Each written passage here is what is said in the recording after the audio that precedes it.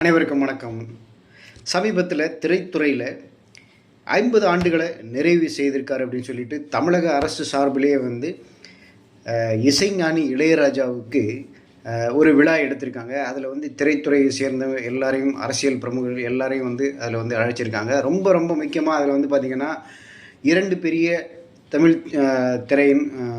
தமிழ் திரைத்துறையின் திரைப்படத்துறையின் ஜாம்பவான்கள் ரஜினிகாந்த், கமலஹாசன் 2 பேரும் கலந்துக்கிட்டு வந்திருக்காங்க. 2 பேரும் அதில் இளையராஜாவை பற்றி நிறைய விஷயங்களை ஷேர் பண்ணிகிட்டு இருக்காங்க. என்ன ஒரு முக்கியமான விஷயம் அப்படின்னு கேட்டிங்கன்னா, என்ன பேசணும், ஒரு ஸ்டேஜில் என்ன பேசணும், ஒருத்தரை பற்றி ஒருத்தருக்கு விழா எடுக்கிறாங்க அப்படின்னா அதுலேயும் அவருடைய பேக்ரவுண்டு, அவர் இருக்கக்கூடிய துறை, அவருடைய கௌரவம், இது எல்லாத்தையும் மனசில் வச்சுக்கிட்டு அந்த ஸ்டேஜில் அவரை பற்றி பேசணும். முக்கியமாக பார்த்திங்கன்னா அவரை பற்றி நல்ல விஷயங்கள் நடந்த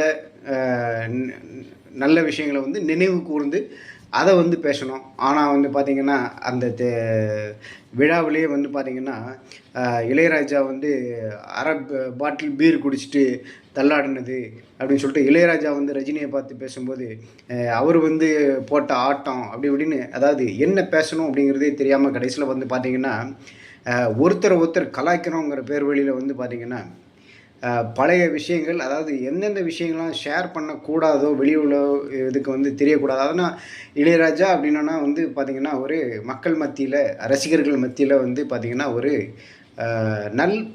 நற்பெயர் ஒன்று இருக்கும். அதை ஸ்மாஷ் பண்ணுற மாதிரி பார்த்திங்கன்னா நிறைய விஷயங்களை அந்த ஸ்டேஜில் ஷேர் பண்ணிக்கிட்டாங்க. அதாவது அந்த நேரத்துக்கு சிரிச்சுக்கிட்டு போனால் கூட அது பின்னாடி பார்த்திங்கன்னா அவர் இப்படிப்பட்டவர் தானே, அப்படிப்பட்டவர் தானேன்னு சொல்லிட்டு நிறைய பேர் நினைக்கக்கூடிய அளவுக்கு அவங்களுடைய மதிப்பே இழந்து போயிடுவாங்க. அதனால் என்னென்ன பேசக்கூடாதோ அதை அங்கே பேசி கடைசியில் பார்த்திங்கன்னா பேரை டேமேஜ் பண்ண தான் விஷயம் இளையராஜா அப்படிங்கிறவரை. இது மாதிரி நிறைய பேர் பார்த்திங்கன்னா இந்த மாதிரி தான் என்ன பேசணுங்கிறதே தெரியாமல் ஸ்டேஜில் என்னமோ காமெடியாக பேசுகிறோங்கிறத நினச்சே நிறைய ஸ்டேஜ் விழாக்கள்லாம் பார்த்திங்கன்னா என்னெல்லாமோ பேசி, கிறுக்குத்தனமாக பேசி கடைசியில் அவங்கள மாட்டி விட்ருவாங்க. அந்த மாதிரிலாம் நிறைய விஷயங்கள் நடந்திருக்குது.